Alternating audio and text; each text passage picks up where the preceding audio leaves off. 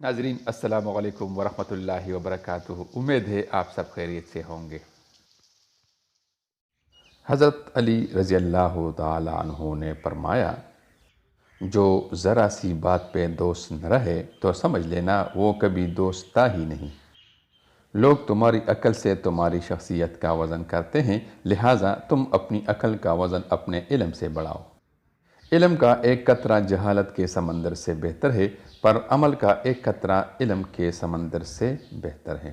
दोस्त को पहचानने का एक तरीका ये है कि उसकी हद से ज़्यादा इज़्ज़त करो।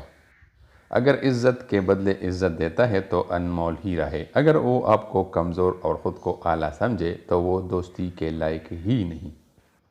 शक को अपने ऊपर गालिब मत आने दो, वरना तुम्हें दुनिया में कोई हमदर्द नहीं मिल सकेगा।